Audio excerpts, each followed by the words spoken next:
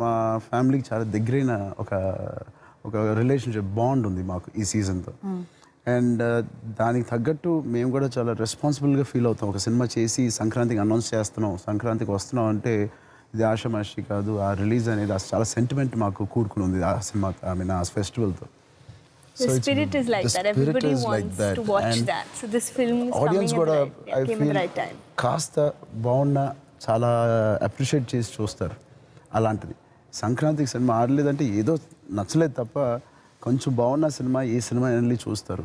So అది మనం వాళ్ళని రెస్పెక్ట్ చేయాలి. దాన్ని మనం తక్కువ అంచనా వేసి మనం ఏదైనా చేయకూడదు అనేది నాది. ఇది వాళ్ళకి ఇంకా ఇవ్వాలి అనేది నేను ఖచ్చితంగా ఫీల్ అవుతాను.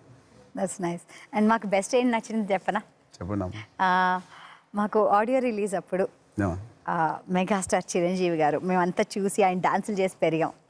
సో ఆయన రామ్ అలా అని మీ డైలాగ్ చెప్పారే, దాట్ వాజ్ అమేజింగ్. చాలా చాలా బాగా అనిపించింది మాకు. ఏది ఆయన ఈ డైలాగ్ విన్నప్పుడు బోయపాటి గారిని పిలిచి, ఏం బోయపాటి నాకు నా పర్మిషన్ తీసుకోకుండా ఎలా పెడతావు ఈ డైలాగు, చరణ్ ఇప్పుడు చెప్పేసాడు అది అంటే, సార్ అదేంటి సార్ అనుకోలేదంటే చాలా బాగుంది అన్నారు. I think his favourite dialogue is that కదా, వార్నింగ్ సీన్లో వచ్చేది. అది చాలా ఇబ్బందిగా ఉంటుంది మాకు చేసేటప్పుడు.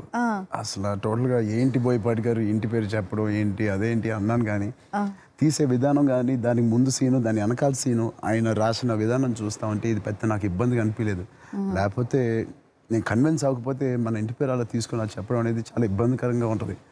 బట్ చాలా బ్యూటిఫుల్గా దాన్ని ప్యాక్ చేశారు అటు ఇటు.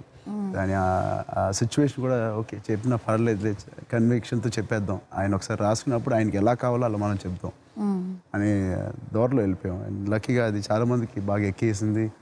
అండ్ చాలామంది దాన్ని రిపీట్ చేయడం అనేది మాకు చాలా ఆనందంగా ఉంది. అండ్